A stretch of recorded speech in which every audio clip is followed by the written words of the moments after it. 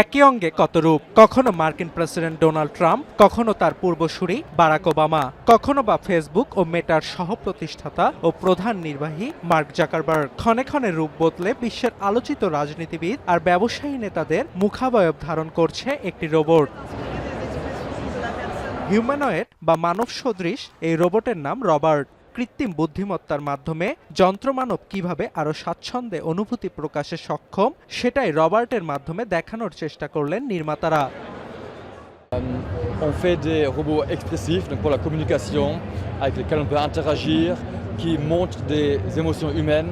Quand on voit les robots qui sont faits aux États-Unis ou en Chine ou à travers le monde, ils ont tous des visages. অন্যান্য humanoid রোবটের সাথে রবার্টের পার্থক্য হলো এটি স্থির নয় এবং অভিব্যক্তিহীন নয়। একটি ডিজিটাল স্ক্রিনের মাধ্যমে তাৎক্ষণিকভাবে ভিন্ন ভিন্ন মানবসত্তা ধারণ, ভিন্ন ভিন্ন আবেগ প্রকাশ, হাসতে, রেগে যেতে, দুঃখ জানাতে পারে রবার্ট। যদিও ব্যবহারকারীদের সাথে তার যোগাযোগে অবশ্য শব্দ আদান প্রদান বা কথা বলা বা শোনার কোনো সুযোগ নেই। Je pense pas que les gens penseront que ça se rattrape réellement. Donc il y a quand même.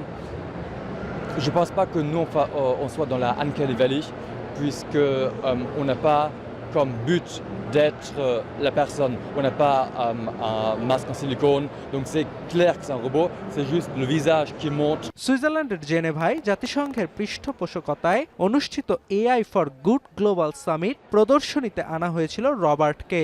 শিক্ষা, বাণিজ্য সহ নানা খাতে মানুষের সাথে যোগাযোগে সক্ষম কৃত্রিম বুদ্ধিমত্তা ও যন্ত্রমানবের সম্ভাবনা খতিয়ে দেখার অংশ হিসেবে ২০২৫ সালে প্রথম রবার্ট দ্য রোবটকে সামনে আনে সুইস প্রতিষ্ঠান আরবি ল্যাবস।